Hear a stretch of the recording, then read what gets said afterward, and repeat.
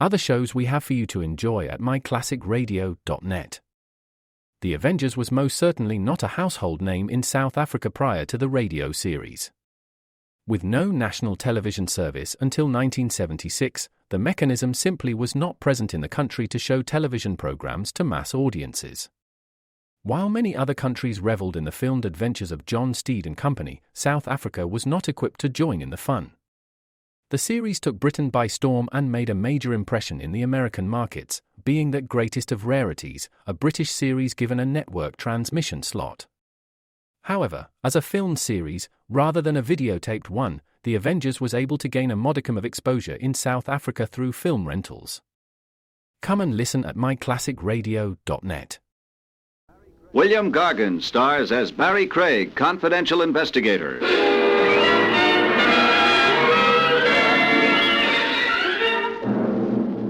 Murderers, by and large, probably lead very dull lives. But there's no doubt about the way most of them wind up. It's electrifying.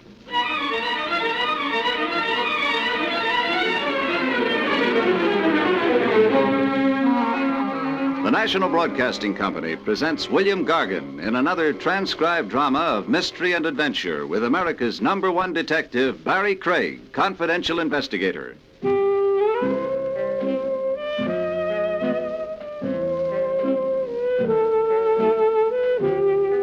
Barrie Craig speaking. An office in a shabby old building on Madison Avenue isn't the ideal place to spend the summer.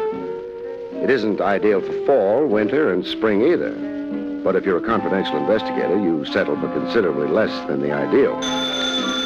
When the phone rings, though, you hope. 9 times out of 10, it's only the phone company testing your reflexes. The 10th time... Craig? Barrie Craig? Speaking. This is Mark Reed, Barrie. Mark, I haven't heard from you. Listen, I don't have much time. Can you get down here right away? Well, get down where? My house. The old tower house. It's right outside Dorning. That's upstate. Well, I've driven through Dorning. But don't drive. There's a train at midnight. Faster. Well, what's my hurry? Take that train. Tonight, please, Barrie. But why? I can't say any more. So long. Mark.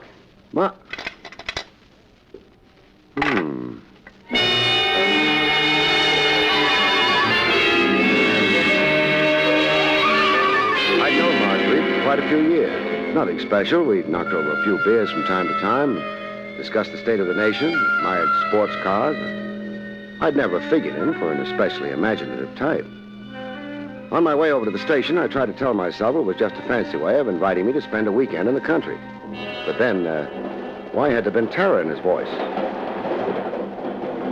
Ticket, please. Well, here you are. Getting off at Dorning, huh? That's right. Now, why do conductors always punch tickets and then keep them? Well, we don't, actually. Except when the passenger is getting off at the next scheduled stop. That's me. How long before we get to Dorning? Hour or so? Train's kind of empty. Late run, don't get many people. Makes it nice and quiet and dull. Moon shining. Well, who does that help? Observation platform back of the train. Well, that's nice. Gives you a better view of nothing. I wouldn't say that. Oh? Blonde girl back there, too. Been there ever since we pulled out of the city. Now, conductor. Oh, I ain't trying to promote romance. I'm a little worried about her. Why? The way she looked. Frightened, sort of. Like she stayed out there all alone for hours now. Oh, it doesn't have to mean anything. Well, that's why I didn't take any official notice. But I'm still worried. Maybe I'll go back and see if the moon looks the same from the observation platform, huh? Well, I think that might be a good idea. Only, one thing I maybe ought to tell you. What's that?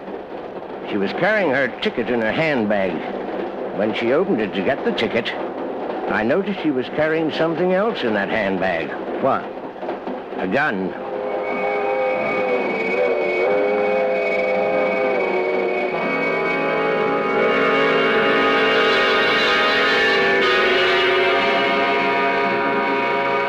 A blonde and an observation platform sort of go together, especially when there's a moon around. A blonde and a gun or something else again.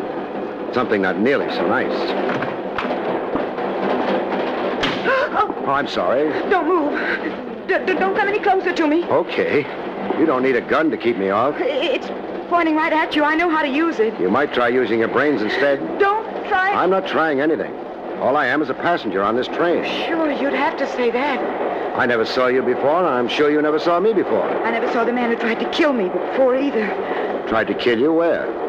Back in town? But you did see him. Well, not really. It was dark. He was in a car. He shot at me. Well, what did the police say about it? I didn't go to them. I had to make the train. Why am I telling you this? I inspire confidence in small children. I'm not a small child. You're acting like one. If you let me reach into my breast pocket, I'll show you my credentials. Credentials? Yeah, my name's Craig. I'm a confidential investigator. You get your credentials, but you be careful. Oh, I'll be very careful.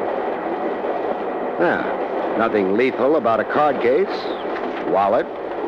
I'll dump them on the chair here, and then I'll move away. Now, you can look at them without disturbing your aim. All right. Barrie, Craig. Yeah, I'm sorry. forget it. Now, put the gun away. Yes, Good. Now, what's your name? Ruth Adams. How do you do? And why would anyone be taking pot shots at you? I don't know. Any attempts on you before tonight? No. Well, what's special about tonight? This train trip? Maybe. I've never gone up before. Gone up to where? Dawning.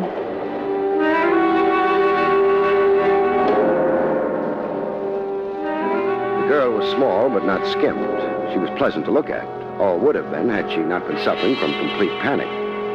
The fact that she was getting off at Dawning might have been a coincidence. I found out back in the club car. Another drink? No, thanks. I feel a lot better already. Fine. Now, you're getting off at Dawning. Yes. And then you're going on to the Tower House. Oh. Well, don't freeze up. My knowledge isn't necessarily guilty knowledge. Or why the old Tower House? My uncle lives there. It's his house. Mark Reed? You know him? Well, he's the reason I'm on this train. He phoned me, wanted me to come out immediately. Well, I got a telegram from him. It was surprising because I haven't seen him since I was a baby. He had a fight with my father. And your mother was his sister? Yes. Is she alive? No, she died years ago. And your father? He's dead, too. Don't think I'm just being nosy. I'm trying to find a pattern in... you know if your uncle has any other relatives besides yourself? Alive? No. Uh-huh. Well, have you found that pattern? The beginnings of one, maybe. The rest will have to wait until we get to the house, which won't be long now.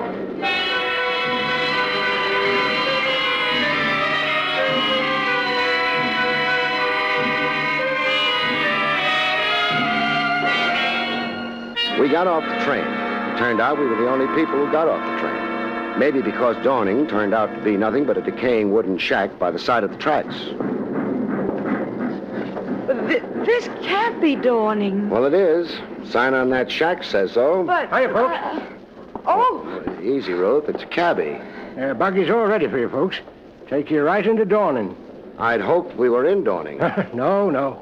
This here's only the railroad station. Town's a couple of miles south. Uh-huh. Well, lead the way. I don't have to ask you folks which hotel you'd like to stop at. Reason is there ain't but one in Dawning. We're not going to a hotel. Oh, visiting friends, huh? That's right. Mark Reed. Reed? Yes, at the old Tower House. You know where it is? Yeah, I know where it is. It ain't south like the town. It's north a bit. Not very far. Just walk up the road here about a mile and a half. Well, hold on. We're hiring you to take us there. No, you ain't. Why not? Well, the further I stay away from that place, the happier I am. Well, what's wrong with it? I don't know. I never investigated. Well, you could be wrong. Well, I don't want to find out, mister. Would you and the young lady like some good advice? Train's back to the city coming through in an hour. Stay here and get on it. Well, I'm not that crazy about trains. Well, you'll thank me for that advice someday. Well, I'll thank you right now. We're still going to the Tower House tonight. If you're afraid to drive us there, take us into Dawning. We can get another cab there or maybe rent a car. Okay, mister. Get in. Ruth? Uh-huh. I'll take you to the Tower House. Thank you. Didn't have to make no crack about my being afraid. But you are. Well, maybe I am. Maybe the reason you're so brave is Because you don't know what you're getting into.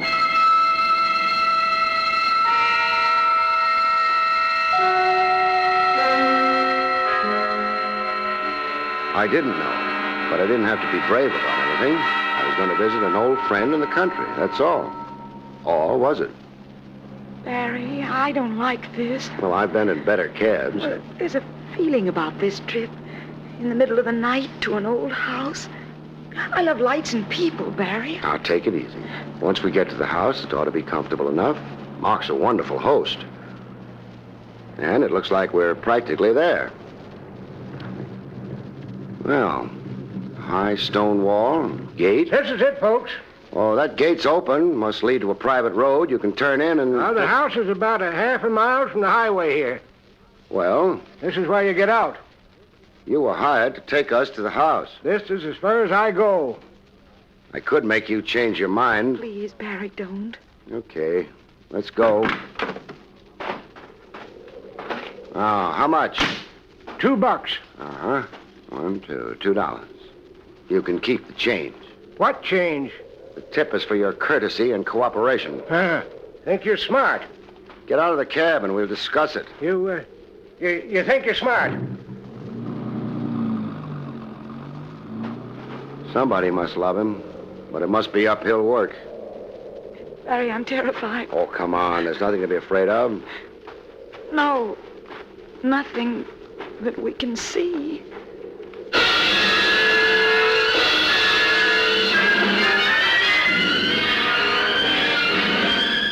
It wasn't too pleasant a half mile. The girl was frightened. The wind was blowing up. There'd be rain soon. The darkness was complete, and I didn't have the beginning of an idea of what we might be walking into. I don't like that. The thunder? Oh, it was so loud. Who knows what it might wake up. No. That was only a dog. That was the hound of the Baskervilles, and I want to go home. The house is right up ahead on that rise. 50 yards more, and... That dog is getting closer. That's a pet. Whose? Dracula's? There he is. There he is. He's going to jump at us. Doesn't look vicious. He's as big as a horse. Oh, here, boy. Here. You're encouraging him. No. Easy, boy, easy. Ah, that's a fine animal.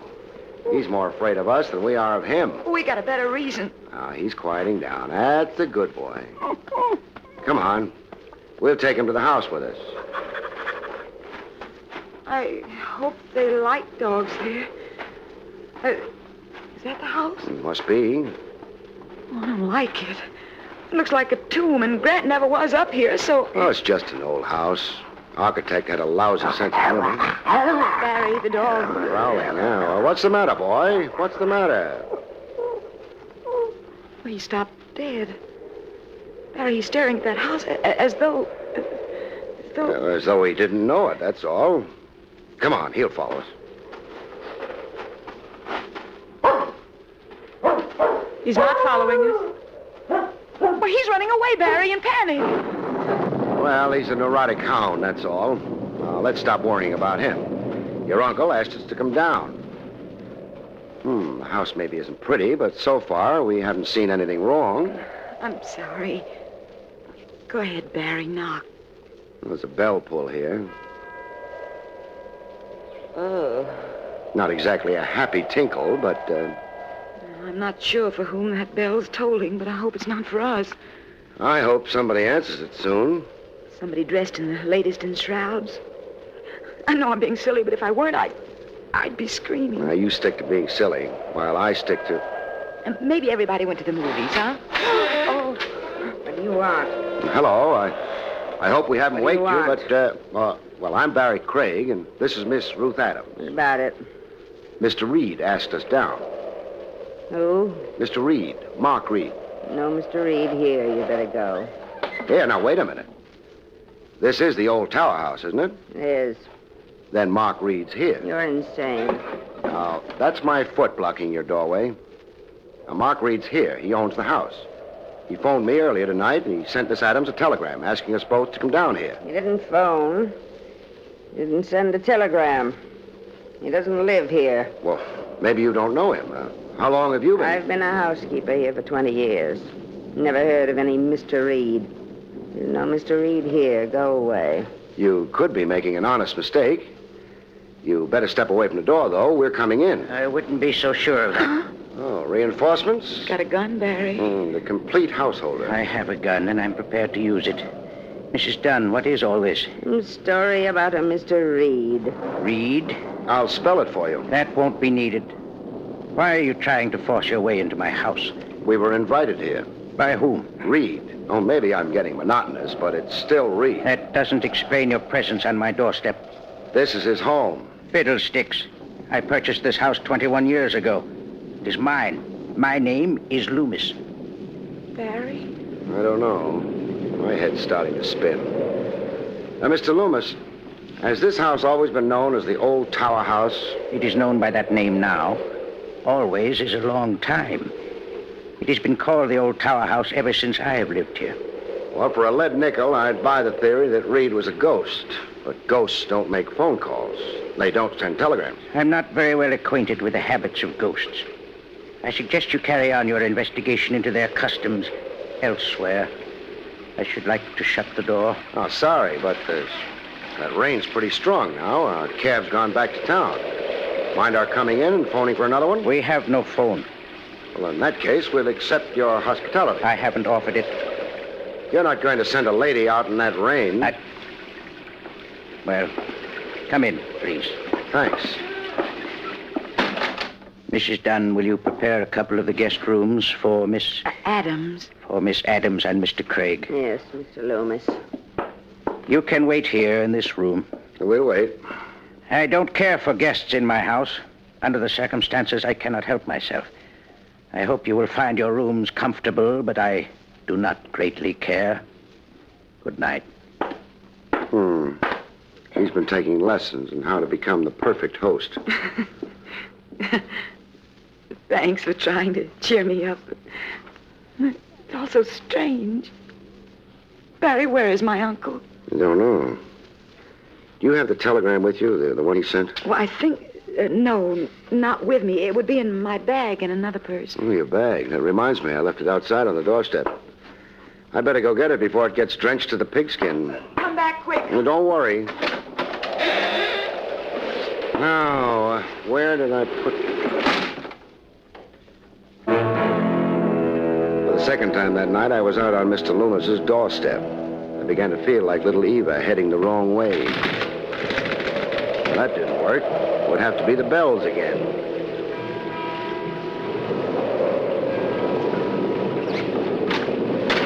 Who the devil? Oh, you. Me. I was getting Miss Adams' bag when the door blew shut. Come in, come in. Ruth. Not in the room I left her. That scream must have come from farther down the hallway. Now, what's this room? Yes, the library. Ruth. Ruth. The door's locked. Where's the key? I don't know. Mrs. Dunn looks after the keys. Well, there's no time. Excuse me while I try to ruin a library door. Now, look here. I'm too busy. The library's empty. Not exactly. On the floor near the fireplace. Ruth. Bruise the size of a baseball on the back of her head. She may have fallen. Or been struck. Ruth. There. Take it easy. My head hurts. It should. What happened? Someone hit me from behind. I didn't see. What made you come to this room? I heard groans, and then the door was open. Groans? From him. From who? The man in the chair near the desk. I can't look at him. He was grinning at me. Yeah, let's get you up now. Come on. There. How's that? I'm all right. Fine. Now, which man in what chair? Well, right there in that... There's nobody in that chair. Your rooms are ready. But there was someone. A man, a middle-aged man. His eyes were staring straight ahead, and there was blood on his shirt, a lot of blood. Now, take a deep breath. There's no hurry. He died as I came in. I could feel the cold air of death on my skin. He grinned at me, and he died. Oh, this girl is hysterical. This room's always kept shut. The windows? Boarded up. Only one door. Maybe it was your imagination, Ruth. No. She did see something. What? I've lived in this part of the country all my life. That's how I know. The man she saw was the former owner of this house. He died with a bullet through his heart. In this room. In that chair. Then I was right. The only thing is, it all happened 80 years ago. That slowed conversation down to nothing. I took Ruth up to her room. Checked it, made sure no one would be able to get in once she locked the door behind her, and then I started out. Barrie. Yeah? Before I realized that man in the library was dead, I touched him. Then I wiped my hands on this handkerchief. Look at it, Barrie. Okay. Yeah. It was blood I wiped off my hands. Do ghosts who died 80 years ago still bleed?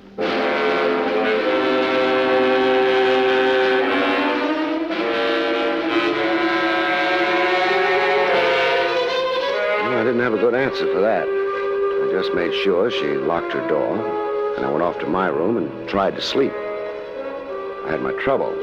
I was glad when morning arrived, along with the eggs, bacon, and coffee. Well, it's a nice breakfast, Mrs. Dunn. Yes, sir. I trust you slept well, Miss Adams? Yes, I slept well. Yeah, good. That will be your taxi, Mr. Craig. Well, right on time. Glad he let us finish breakfast. You ready, Ruth? Mm-hmm. I'm ready. All right.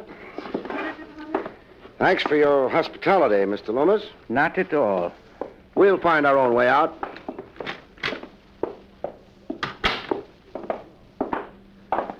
Well, what do you know? Mr. Loomis was telling the truth. Let's take a taxi, huh?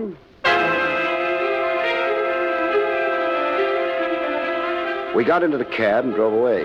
Took a little longer for Ruth to start worrying about it than it had taken me. Barrie, the cab driver, it's the same one as last night. Yes, quite a happy coincidence. Coincidence? Keep your voice down. No coincidence at all. Our boy up front is working dirty hand and glove with dear Mr. Loomis. How do you know? Oh, we found out last night there was no phone at the house. How did Loomis manage to get a cab out here so early in the morning? Oh. Then, after he tried to frighten us away from the tower house, the cab driver stayed here. Uh-huh. Shh.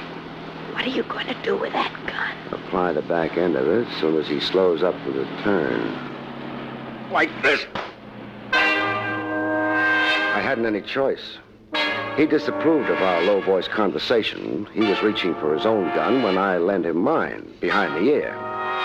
The car stalled, which was nice. I tied him up, dumped him at the side of the road, and went back to the old tower house. The dog, he's crying, Barrie. Yeah, around the side of the house, at the cellar door. Oh, he's running away. Probably decided we're friends of Mr. Loomis.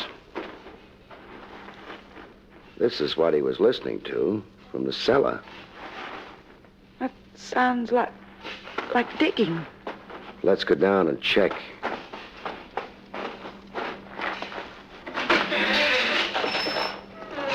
Barrie, it's Mr. Loomis. He's digging a hole. That body. Ghost you saw last night. That's Mark Reed, Ruth. And what Mr. Loomis is digging is a grave. Isn't it, Mr. Loomis? What? No comments. Or have you been working too hard? Get out of here. I don't think so. Why did you murder Reed? I didn't. He shot himself. And you're trying to protect his good name? Very well. I did murder Mr. Reed. A gentleman with a great deal of cash on hand. Cash he was going to leave to your charming companion. You reel it off so well, keep going. I have better ideas for that money. Mark Reed became frightened of Mrs. Dunn and myself, who'd worked for him for so long. He sent for you. I tried to have the cabbie keep you from coming here, but... Well, such frankness on your part wouldn't be wise, would it? Unless something's changed. Your voice changed quality a few moments ago. Lots of changes. What happened? Mrs. Dunn show up at the head of the stairs with a gun in her hand? Quick, shoot! She wasn't quick enough. Amateurs never are.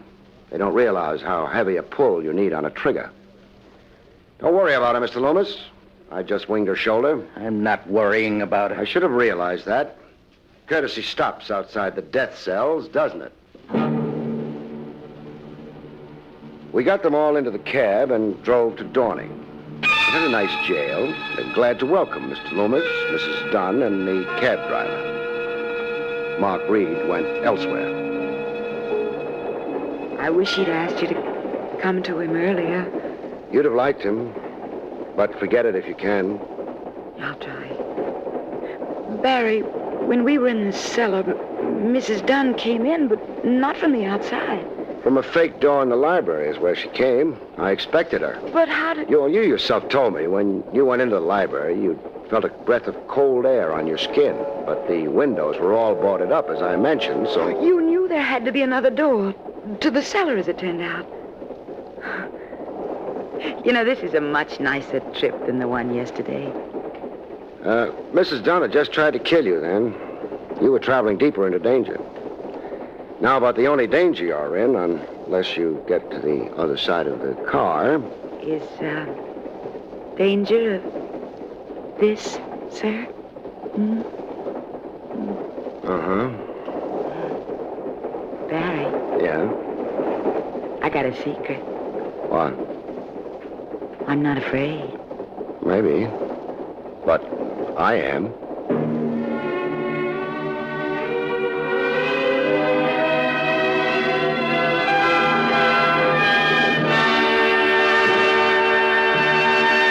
Next week's story is called The Corpse That Couldn't Swim. Of course, we didn't really know You whether have he been could swim or listening to not. William Gargan He was in dead another when we met, exciting but- transcribed mystery drama from the adventures of Barrie Craig, confidential investigator. Tonight's story, Ghosts Don't Die in Bed, was written by Louis Vittes.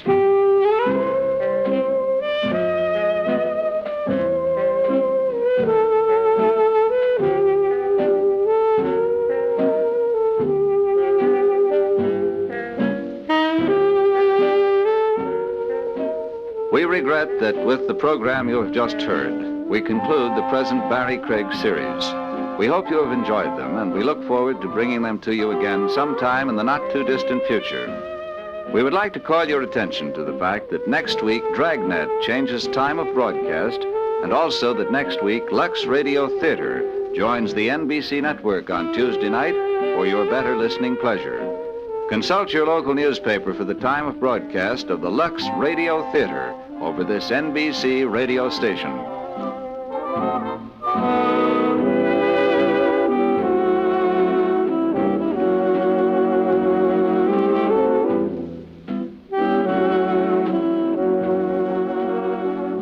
The National Broadcasting Company has brought you an NBC Radio Network production with William Gargan, starring as Barrie Craig, confidential investigator, directed by Arthur Jacobson. Also heard were Jack Moyles, Charles Lung, Betty Lou Gerson, and Virginia Gregg. This is John Lang speaking. Here is some information that will help you to know more about CARE, C-A-R-E. The letters stand for Cooperative for American Remittances Everywhere, Incorporated. It is a non-profit organization specifically set up by America's mass relief agencies to provide an effective, economical way for Americans to send food and other essentials to needy persons overseas on person-to-person basis. CARE is approved by the United States government and works under favorable agreements with countries abroad. You may send a CARE package to a specific person or group. Simply give your name and address and the name and address of the recipient, and you will receive a signed receipt upon delivery. If you do not know someone abroad you want to help, one of CARE's member agencies will choose a needy family for you. $5 delivers the new basic CARE food package containing 26 pounds of meat, beans, sugar, and milk powder. $10 will send the larger standard package. Remember, freedom is threatened when starvation and suffering persist. Food will help whip communism in economically weak countries. Send your contribution today to CARE, C-A-R-E, New York. This is the NBC Radio Network.